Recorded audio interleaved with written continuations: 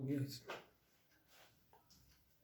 बच्चों, अस्सलाम वालेकुम। आई होप कि आपको आवाज़ आ रही होगी मेरी। ये वीडियो बनाने का पर्पस बेसिकली सिलेबस को थोड़ा फास्ट करना है। तो इसमें बिल्कुल डिफरेंट टॉपिक ले रहा हूँ मैं आपके, जो आपका रेगुलर क्लास में चल रहा है उसके अलावा।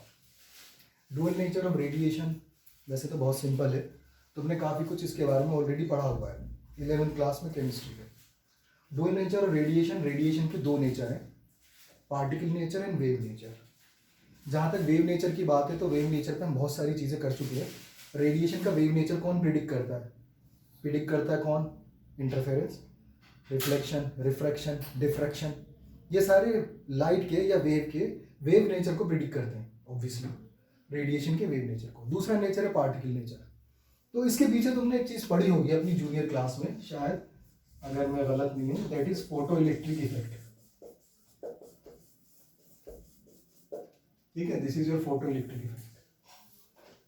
Okay, photo electric you people know, जब भी कोई सूटेबल फ्रीक्वेंसी के फोटोन किसी फोटो सेंसिटिव मटेरियल के सरफेस पे स्ट्राइक करते हैं, अगर उनके अंदर इतनी सफिशिएंट एनर्जी है तो वहां से इलेक्ट्रॉन को फ्री कर देते हैं। वो फ्री होने के बाद इलेक्ट्रॉन सरफेस के ऊपर आता है और फिर वहां से इजेक्ट हो जाता है विद सर्टेन काइनेटिक एनर्जी। ठीक है, मैं एक छोटी सी एग्जांपल लेता हूं। मान लो ये तुम्हारे पास एक ट्यूब है, ये ट्यूब, ध्यान से सुनना बेटा। ये एक छोटी सी ओपनिंग आपने बनाई, ये ट्यूब के अंदर।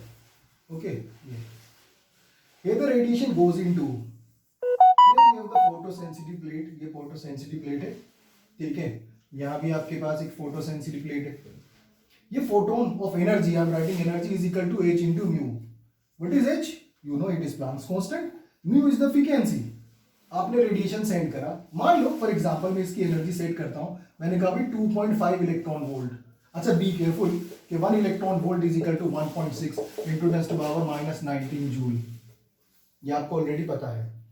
ठीक है, तो आपने इलेक्ट्रॉन को, सॉरी फोटोन को ये एनर्जी दी, फोटोन ने आके स्ट्राइक करा, इलेक्ट्रॉन फ्री नहीं हुआ, तो आपने क्या करा? आपने एनर्जी बढ़ा दी। एनर्जी बढ़ाने का मतलब सीधा से क्या है? आप किस चीज को इंक्रीज कर सकते हो? फ्रीक्वेंसी को। आपने फ्रीक्वेंसी इंक्रीज करी, आपने कितनी कर दी? 3 इलेक्ट्रॉन वोल्ट। अभी भी इलेक्ट्रॉन फ्री नहीं हुआ।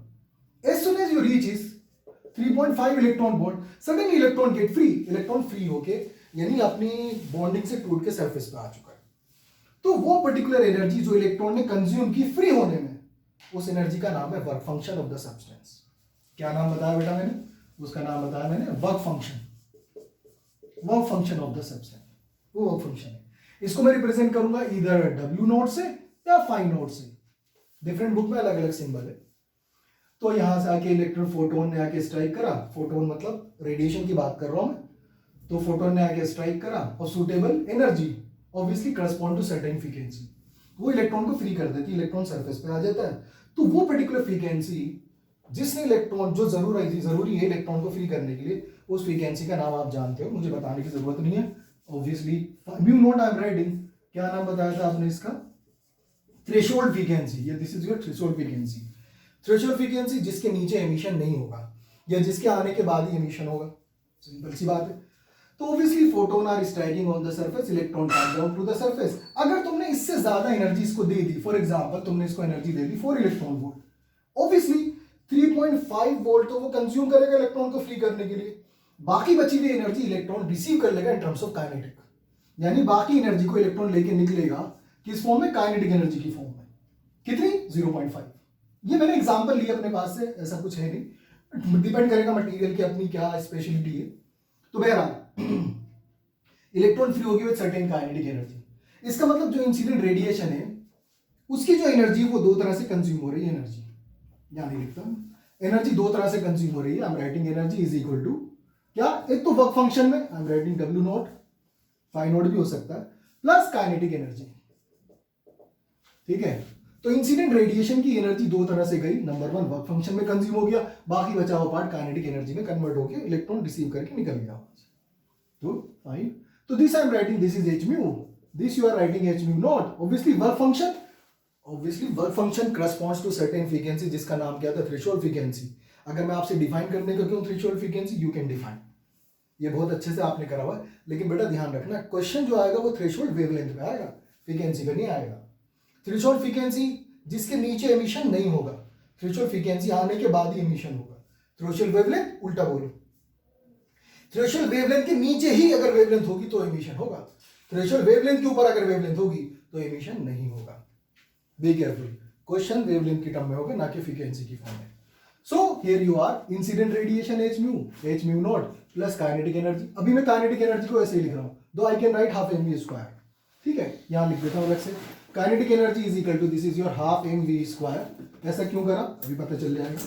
नाउ लिसन, ध्यान से सुनो, मैंने कहा अगर मान लो यहां से आने वाले number of photons 5 photons are striking, तो इलेक्ट्रॉन भी कितने निकलेंगे 5, ठीक है। I increase the number of photon, जब मैं नंबर ऑफ फोटोन बढ़ाऊंगा तो फोटोन बढ़ाने का मतलब है when the number of photons increases, इसका सिंपली मीनिंग है इंटेंसिटी बढ़ा रहे हैं, इंटेंसिटी, रेडिएशन की इंटेंसिटी बढ़ा दी। More number of photons are striking, but किसी भी फोटोन की एनर्जी नहीं बढ़ी, यानी 5 फोटोन थे, आपने 5 फोटोन ने स्ट्राइक करा, 5 इलेक्ट्रॉन निकल गए, आपने इंटेंसिटी बढ़ा दी, 10 फोटोन आ गए, तो इलेक्ट्रॉन कितने निकलेंगे 10, लेकिन हर एक की एनर्जी अब भी वही होगी जो पहले इलेक्ट्रॉन्स की थी, किसी की भी काइनेटिक एनर्जी ग्रो नहीं करेगी। क्यों? क्योंकि इंसिडेंट रेडिएशन की यानी इंसिडेंट फोटोन की एनर्जी फिक्स है, वो इतनी एनर्जी लेके आ रहा है, पहले 5 आ रहे थे, 5 इलेक्ट्रॉन निकले, हर इलेक्ट्रॉन की एनर्जी 0.5 इलेक्ट्रॉन वोल्ट, तुमने 10 फोटोन कर दिए बाय इंक्रीजिंग द इंटेंसिटी, लेकिन जो इलेक्ट्रॉन निकले अभी भी हर एक इलेक्ट्रॉन की एनर्जी उतनी है 0.5। तो इसका मतलब इंटेंसिटी बढ़ाने से नंबर ऑफ फोटोन बढ़ेंगे, नंबर ऑफ फोटोन बढ़ने से इलेक्ट्रॉन के नंबर बढ़ेंगे, इलेक्ट्रॉन नंबर बढ़ने से करंट ग्रो करेगा। करंट कहां से आएगी बेटा, ये इलेक्ट्रॉन जब यहां से यहां रिसीव करेंगे तो आपने क्या करा, इन दोनों एंड्स को जो प्लेट्स हैं आपने बैटरी के टर्मिनल से लगा रखा है। मैं भी टर्मिनल बना लिया, ये टर्मिनल्स कोई भी बैटरी में बना देता हूं, सपोज पॉजिटिव नेगेटिव, ऐसे मैंने बैटरी बना दी। देयर इज अ 4-वे की, 4-वे की है यहां पर मेरे पास।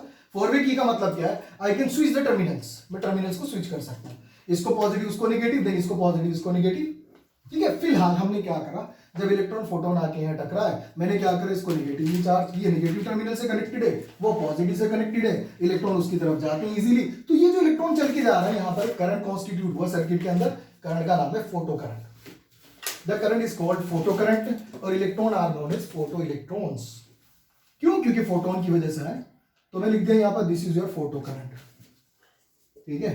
अभी आपने मुझसे बात की कि जैसे हम नंबर ऑफ फोटोन को बढ़ाएंगे, नंबर ऑफ फोटोन बढ़ाने से इंटेंसिटी बढ़ेगी, इंटेंसिटी बढ़ने का मतलब ये कि फ्रीक्वेंसी बढ़ रही है, सॉरी नंबर ऑफ फोटोन बढ़ रहा है तो नंबर ऑफ इलेक्ट्रॉन बढ़ रहा है, नंबर ऑफ इलेक्ट्रॉन बढ़ रहा है तो करंट ग्रो कर रहा है।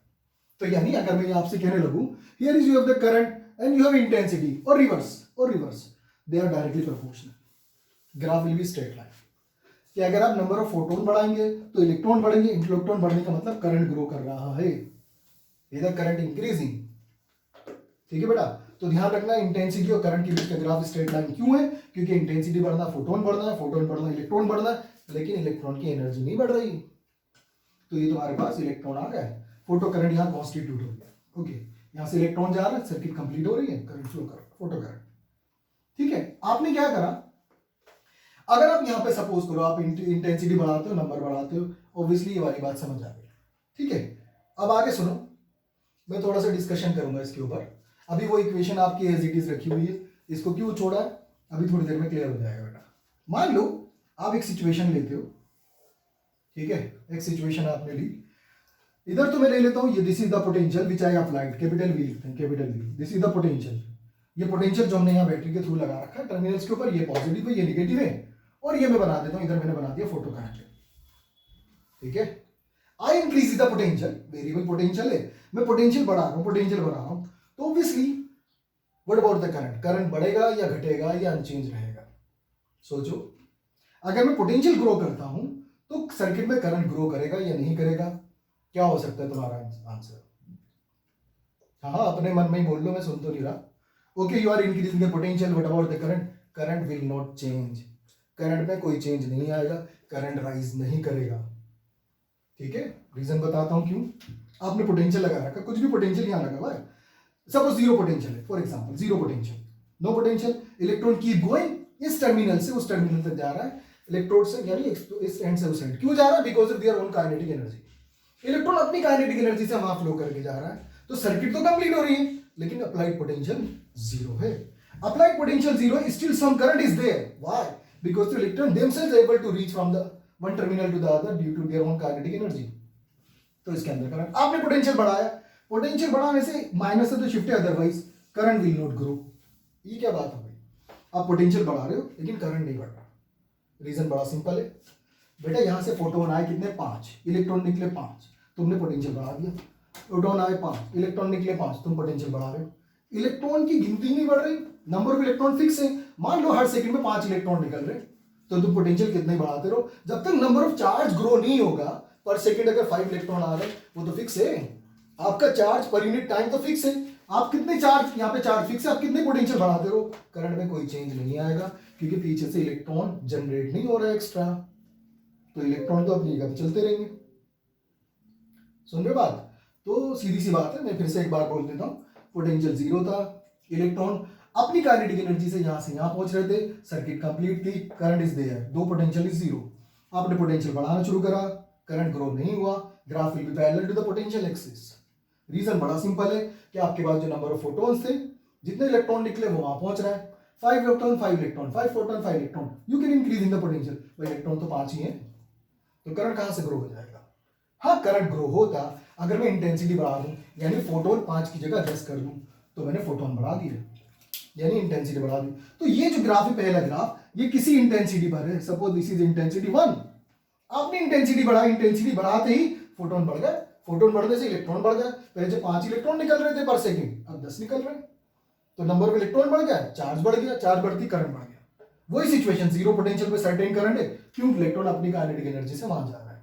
ये तुम्हारा ग्राफ. अगेन ये पोटेंशियल बढ़ाने से करंट में कोई चेंज नहीं, तो ये करंट यहां से यहां पहुंच गया because of changing the intensity या इंक्रीजिंग द इंटेंसिटी.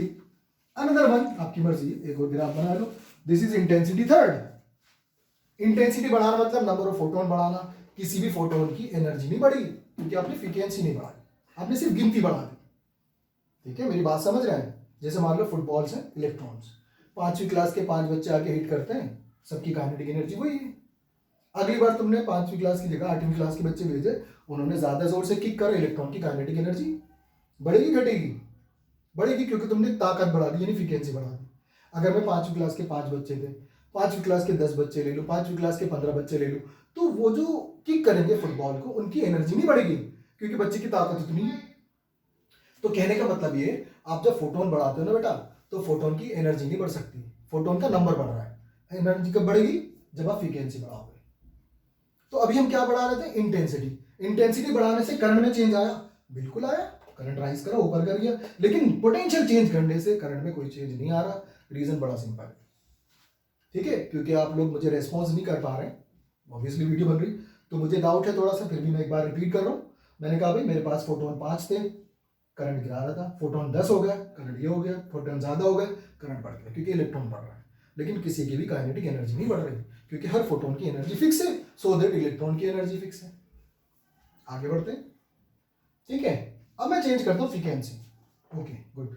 तो here you are, this is your potential axis, ये पोटेंशियल एक्सिस है, here you have the current. Again certain photon number of photon striking on the surface, electron get free and move with the kinetic energy. Okay, ये graph is like this is the graph.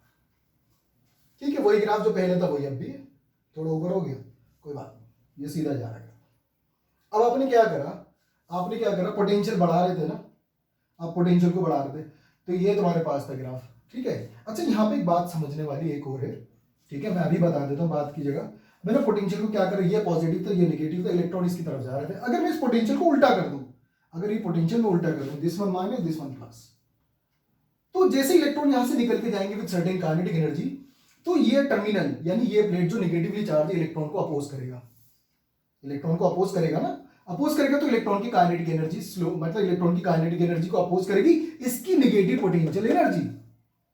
इसकी negative potential energy, इसकी negative potential energy क्या है, लिख देते हैं. इसकी negative potential energy है, you remember, potential is equal to work done upon charge. I believe you remember.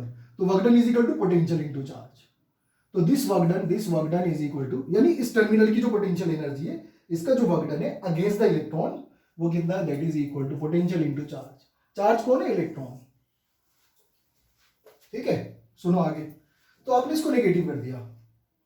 अब ये क्या करता है, ये मैंने बताया था, मैंने एग्जांपल ली थी 4 इलेक्ट्रॉन वोल्ट, 3.5 इसने कंज्यूम कर लिया, electron keep rushing with the energy 0.5 electron.